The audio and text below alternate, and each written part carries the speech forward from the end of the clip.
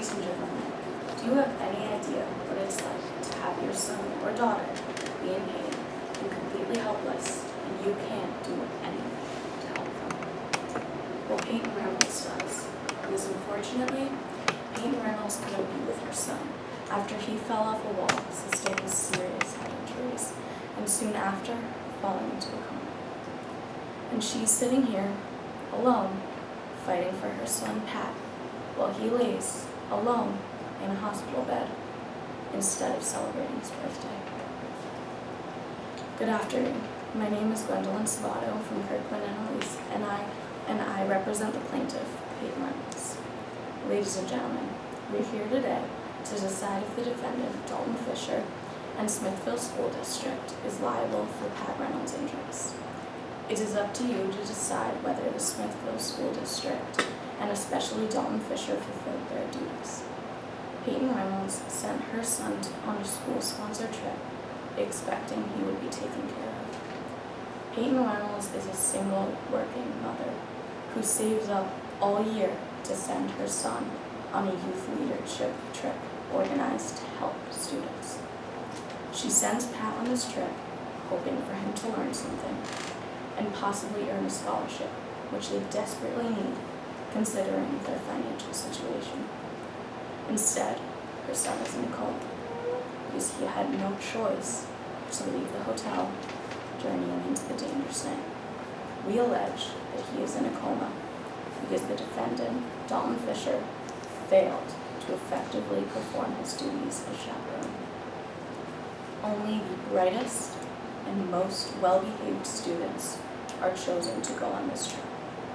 So why is it that the eligibility of the chaperone is not as important? Peyton Reynolds is suing Dalton Fisher for negligence.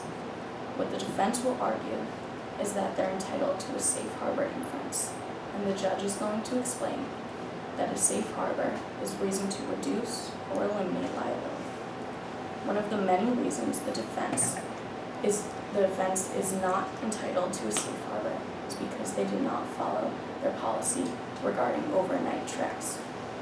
While the defense will argue that they had a good reason to break policy, we will show you why it is in no way acceptable.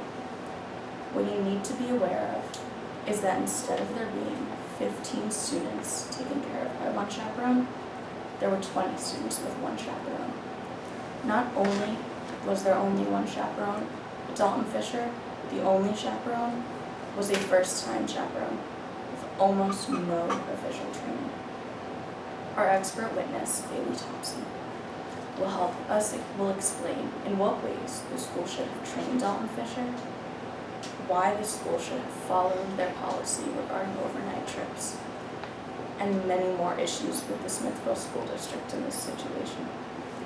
It is no question that the children left the hotel despite curfew, but I'm going to explain to you why they were left with no choice. You will also hear from Peyton Reynolds, the mother of Pat Reynolds. As one of our witnesses, she will tell you about Pat's medical condition. Pat Reynolds suffers from dizzy spells.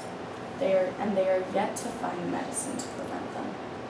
The only solution Pat and his mother know of so far is to eat when he feels dizzy.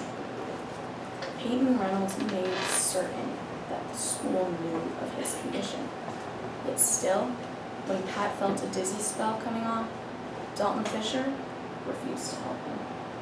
Would any of you be able to ignore a child and sleep at night? Ladies and gentlemen, when you choose to work in education with children, you have certain duties that pertain to you. There was a breach of duty by Dalton Fisher and the Smithville School District when they not only didn't follow their overnight trip policy, but when Dalton Fisher failed to help Pat in his state of emergency. Another one of our witnesses is Avery Harris, a friend of Pat Reynolds, and more specifically, his roommate on the trip. And Avery will explain to us why Dalton Fisher shouldn't have been allowed to chaperone this trip in the first place. Dalton Fisher is forgetful, irresponsible, and all in all, not a kind person. What the defense may fail to tell you is that the superintendent and the principal had to take extra time out of their day to discuss whether or not Dalton Fisher is fit to be a chaperone, considering he had so many absences due to sports. This shows us that not only does he put himself in front of a child's well-being, but he prioritizes sports over his job. Avery Harris will also help us to understand why it was necessary they leave the hotel. Avery knew about Pat's dizzy spells, and was certainly more worried than Dalton Fisher. After Dalton Fisher not answering in their attempt to contact him, with no access to hotel restaurants, and with empty fridges, the kids were forced to deal with the situation at hand alone.